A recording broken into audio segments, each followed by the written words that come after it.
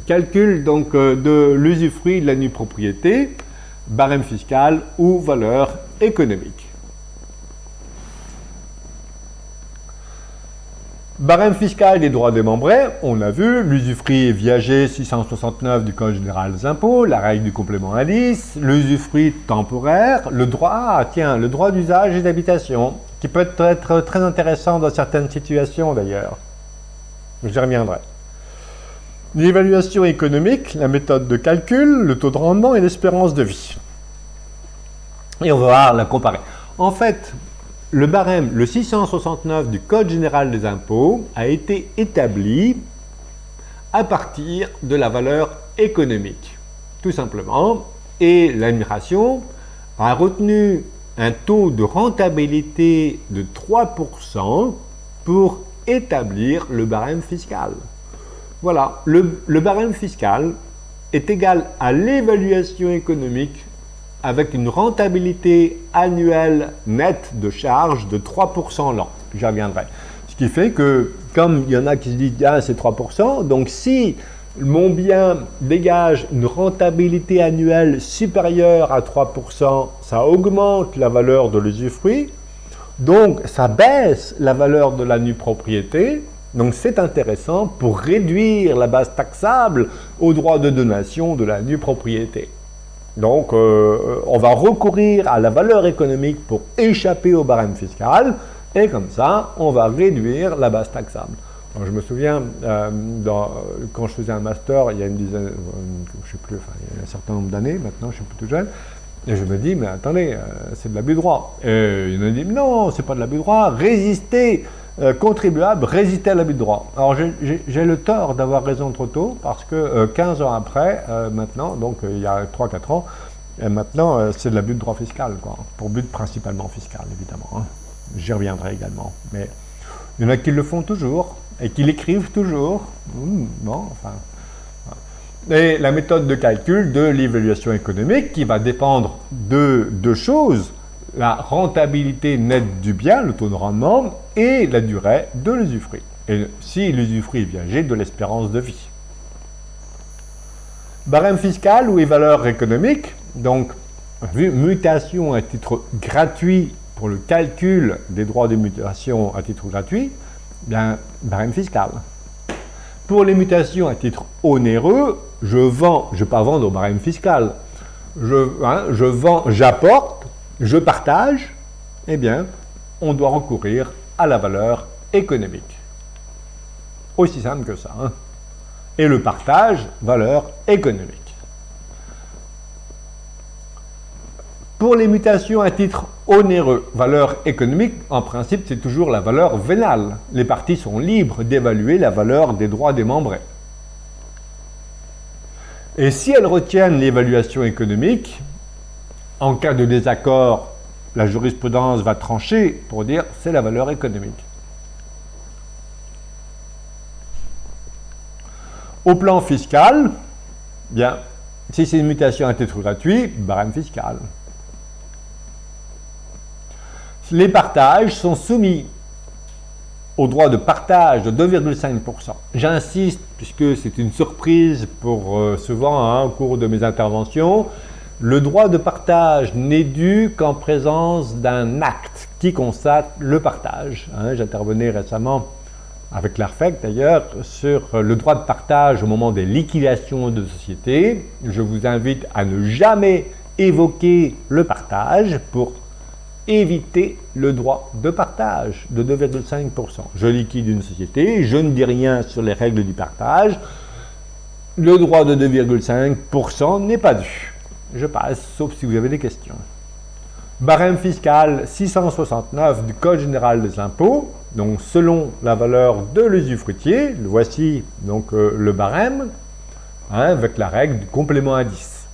J'ai 65 ans, 10 moins 6 égale 4 dixièmes pour l'usufruit, 6 dixièmes pour la nue propriété.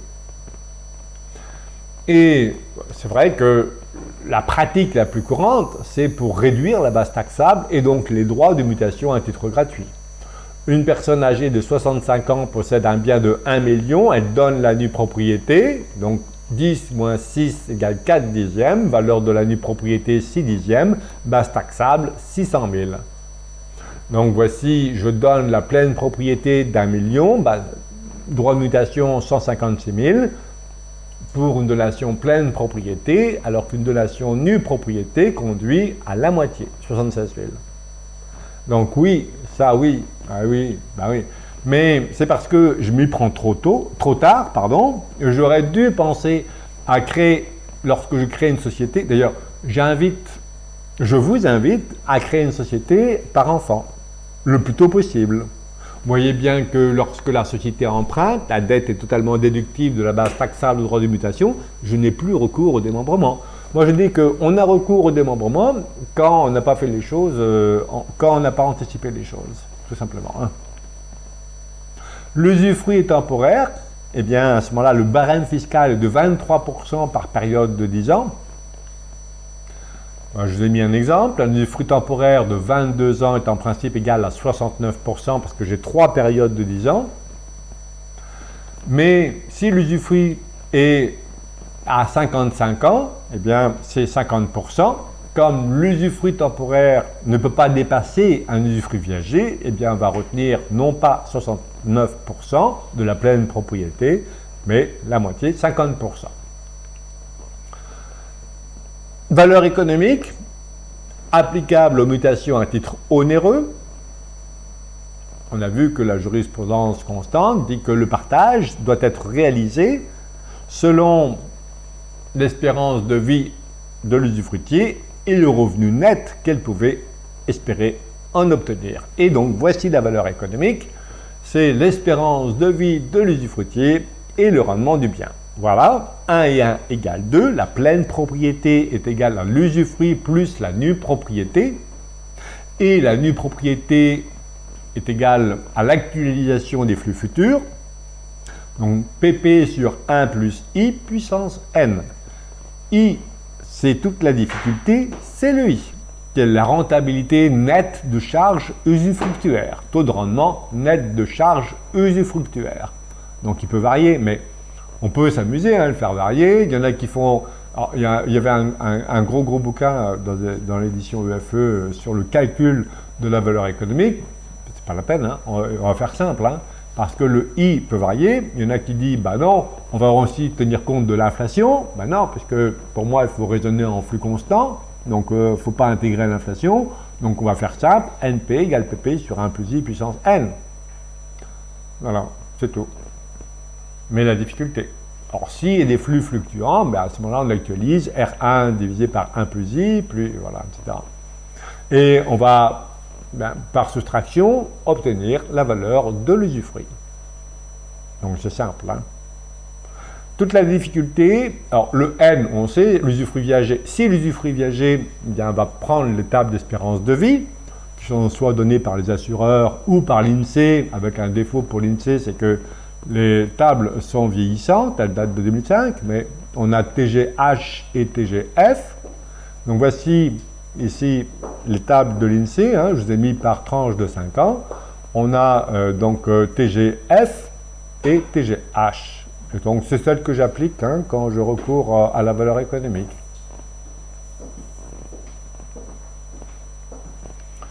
Alors, c'est pour vous montrer ici le tableau graphique, pour vous montrer en fait que le barème fiscal, eh bien, c'est égal à la valeur économique à 3% l'an. Vous voyez ici que j'ai un usufruit 45 ans, 55, 65, 75, et on voit que l'usufruit et la nue propriété, donc l'usufruit en rouge et la nue propriété en bleu, eh bien, sont très proches. Lorsque je retiens le barème fiscal, le 669, et le TGF, pardon, j'ai pris le TGH, pardon, ici, à 3% l'an. Voilà. Et l'administration fiscale, donc, a calculé le barème fiscal avec le 669, donc avec le taux à 3%, et ensuite, elle a planifié tout ça hein, par tranche de 10 ans. Donc on voit tout de suite les stratégies fiscales. j'ai un rendement inférieur à 1%. Donc, je réduis la valeur de l'usufruit, j'augmente la valeur de la nue propriété. Ça peut être dans certaines situations intéressant, mais le plus souvent, on a intérêt à gonfler la valeur de l'usufruit parce que d'abord, je vais le vendre beaucoup plus cher et comme ça va dans ma poche au lieu de la société, il vaut mieux que ce soit pour moi. Bon, et en plus, puisque l'usufruit sera surgonflé, surévalué, bien, j'ai des stratégies ici de recourir non pas au barème fiscal, il faut absolument recourir à la valeur économique pour transmettre un patrimoine et réduire la base taxable. Pourquoi? Parce que si, vous voyez bien que si la rentabilité de mon bien est de 6% l'an par exemple, bien, grosso modo, ce n'est pas tout à fait vrai parce que NP égale PP sur 1 plus I puissance N, si ma rentabilité du bien est de 6% l'an par rapport au barème fiscal qui est de 3%, je vais doubler la valeur de l'usufruit et donc diviser par 2 la valeur de la nue propriété. Et on a vu à un moment donné, d'ailleurs, tous les redressements, parce qu'il y a pas mal de... L'administration fiscale, maintenant, se penche sur tous les démembrements d'usufruit temporaire, donc cession d'usufruit temporaire. La première chose qu'elle regarde, c'est l'évaluation, la valeur qui a été prise pour l'usufruit. Et donc, si j'ai vu des pratiques d'usufruit à 15% l'an, un peu dans certains biens, bon, la rentabilité est excellente. Vous voyez bien que la valeur de l'usufruit, ici, tout à fait à droite, est égale à 90% de la valeur de la pleine propriété. Quel est l'intérêt pour la société d'exploitation à acquérir un usufruit temporaire, par exemple, pour une durée de 15 ans ici, dont la valeur est proche de la pleine propriété, alors qu'elle va le perdre au bout de 15 ans. On s'interroge quand même. Donc, je vois dans cette situation-là, aucun intérêt pour la société d'acheter un usufruit dont la valeur est proche de la pleine propriété. Donc, qui profite du crime? C'est forcément l'associé de la société civile, par exemple. Donc, c'est critiquable, pour moi, en tout cas. Voilà. Quel est l'intérêt? Est-ce qu'il n'y a pas acte anormal de gestion? Bon, il faut voir. Bon. Donc, voici le taux de rentabilité annuel qui approche la valeur fiscale.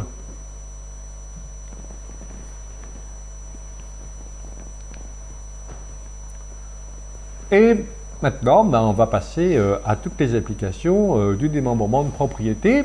Je vous propose ici, avant de faire la